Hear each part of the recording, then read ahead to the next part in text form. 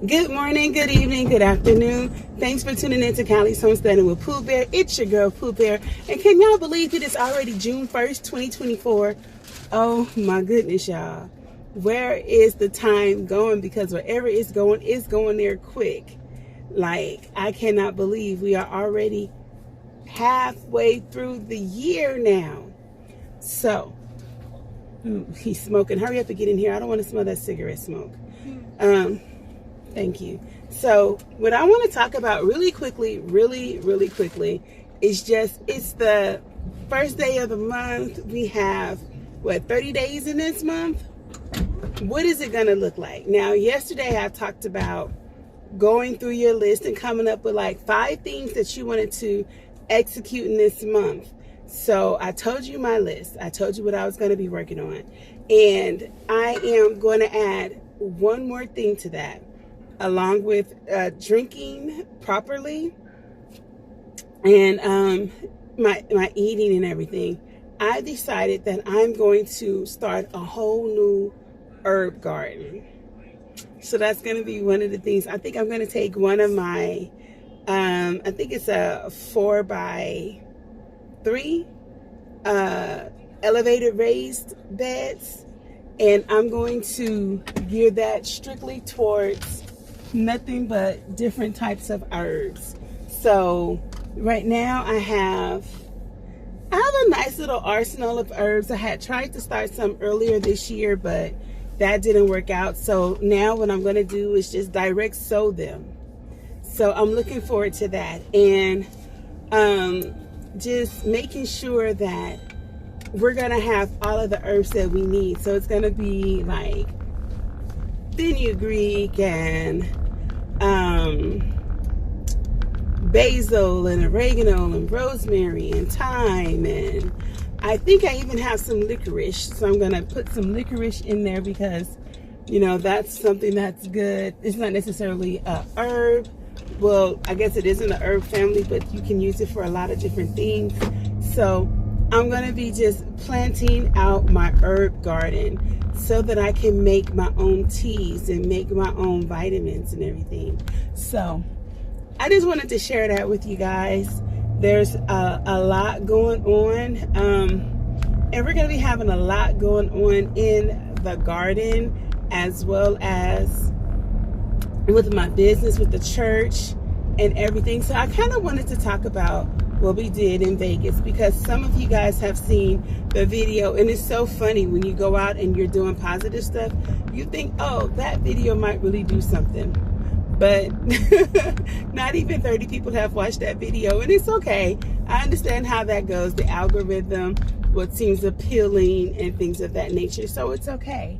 But this past Memorial Day weekend, we went to Vegas to go and service the homeless there.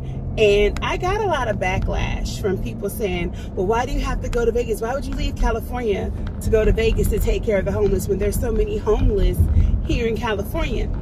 Well, let me address that situation. California has an abundance of services to help those who are less fortunate. How do I know? I have partaken in them in the past, okay? So I know that there is a lot of stuff out there for those who are unhoused, for those who, you know, don't make enough money, that need to be on welfare or food stamps or anything of that nature. You need to be in transitional housing, drug rehab, or whatever. California is the wealth of resources. However, when you go to places like Nevada, I'm not saying that they don't have resources or organizations that are there to take care of that population. But what I'm saying is they really still need help.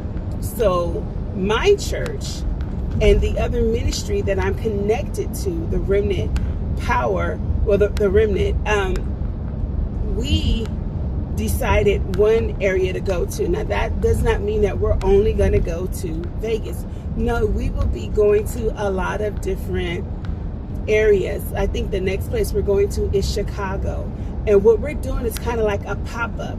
We're popping up and we're going to serve as many as we can within a time frame. But that's just one aspect of what we do. Our main focus is not to go and give them resources like that. Our main focus is to go and just pray for them and let them know that somebody cares. It's not how some organizations, no hate, but you have to hear my sermon, or you have to let me pray for you or whatever in order to get what I have. It's not that. That's not how we get down. But what we do offer is an opportunity for anyone who would like prayer, or anyone who would like to, pray with us, or, anything like that. It's nothing. We don't force anything on anybody, because that's not the heart of God. But we do go out and we do just give, because Christ said to give. So that was why we went and did what we did. And it was a very blessed event, and I was very grateful to be a part of it and to bring my kids, a couple of my kids, along so that they could go out and service the homeless. Because you know what? It's only by the grace of God that we are not those people. Because you could be doing everything right and life still lifes, and you still wind up homeless. So I don't take it for granted, the blessings that God has bestowed upon me and my family. And because of that, I'm definitely going to give back, and we're going to continue to give back. And we are actually working on our nonprofit right now so that we can take care of the homeless in our community in High Desert.